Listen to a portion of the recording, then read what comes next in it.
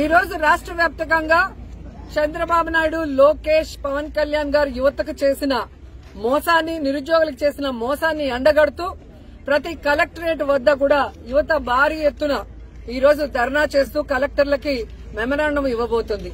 ఎందుకంటే చంద్రబాబు నాయుడు కూటమి ప్రభుత్వం తమ మేనిఫెస్టోలో మొదటిదిగా ఉద్యోగం ఇస్తాం లేదా నిరుద్యోగ భృతి ఇస్తామని చెప్పి కూడా సంవత్సరం అవుతున్న ఒక్కరికి కూడా ఈ రోజు ఉద్యోగం ఇవ్వలేదు.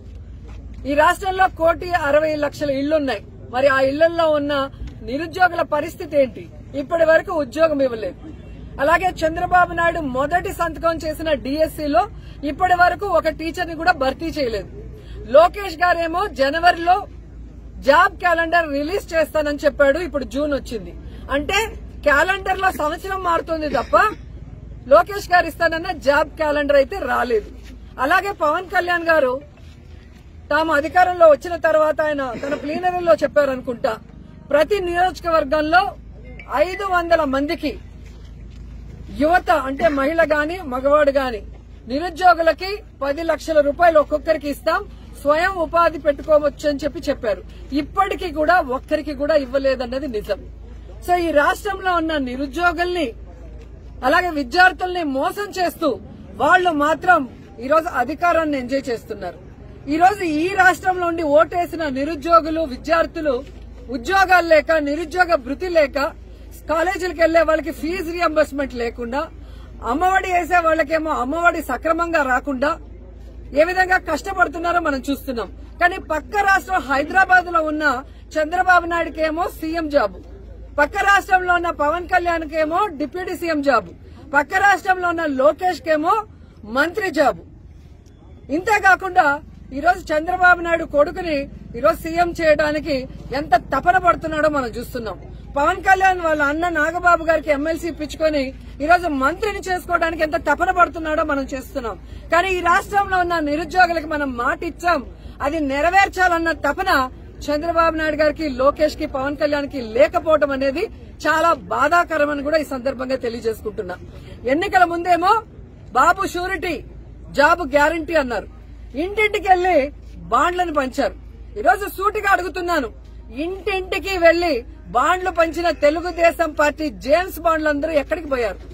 ఈరోజు విద్యార్థులు అడుగుతున్నారు, నిరుద్యోగులు అడుగుతున్నారు, వాళ్ళకి రావాల్సినవి రావట్లేదని. మరి ఎక్కడున్నారు? సమాధానం చెప్పడానికి బయటకు రండి అని నేను అడుగుతున్నాను. ఎలక్షన్స్ ముందేమో పవర్ స్టార్ లాగా ఊగిపోతూ ఎన్ని మాటలు మాట్లాడతాడు పవన్ కళ్యాణ్.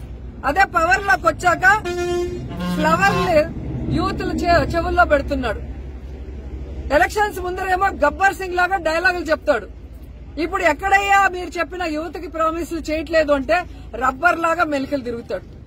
ఈ రోజు యువత ఎదుగుతున్నారు. మొన్ననే మీరు చూశారు, డిప్యూటీ సీఎం కనపడటం లేదు అని ఫ్లెక్సీలతో చాలా మంది తిరుగుతున్నారు. ఎక్కడయ్యా మీరు యువతకి ఉద్యోగ అవకాశాలు దొరకట్లేదు అంటే నేను హరహరమల్లు డబ్బింగ్ బిజీలో ఉన్నాను అంటాడు. మరి 10 లక్షలు ఒక నిరుద్యోగికి ఇస్తాం స్వయం ఉపాధికి, ఎక్కడయ్యా మీరు అని వాళ్ళ పార్టీ వాళ్ళని అడిగితే ఆయన ఓజీ షూటింగ్ లో బిజీగా ఉన్నాడు అంటారు.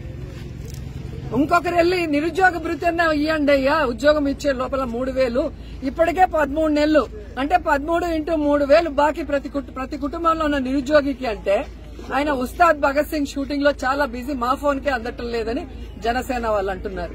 ఇంతకన్నా సిగ్గుచేటు ఏమైనా ఉందా? సో సూటిగా చెప్తున్నాం చంద్రబాబు నాయుడు గారికి, పవన్ కళ్యాణ్ కి, లోకేష్ కి, ఈ రాష్ట్రంలో ఉన్న నిరుద్యోగుల ఓట్లు వేసుకుని వాళ్ళను మోసం చేస్తే ఎవరు ఊరుకునే పరిస్థితి లేదు. వెంటనే ఈరోజు వాళ్ళకి ఉద్యోగ అవకాశాలు కల్పించాలి.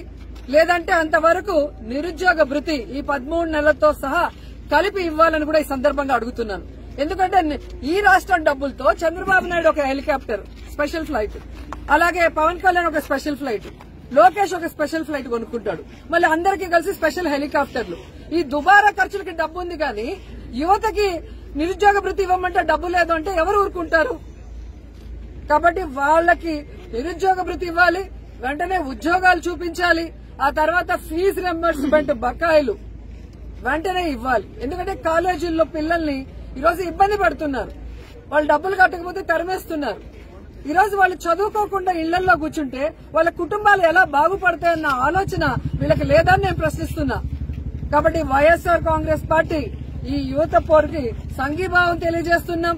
యువతకు ఉద్యోగాలు నిరుద్యోగ వృత్తి వచ్చేంత వరకు, అలాగే చదువుకుంటున్న పిల్లలకి ఫీజు రియంబర్స్మెంట్ వచ్చేంత వరకు పోరాడుతూనే ఉంటామని కూడా తెలియజేసుకుంటున్నాం.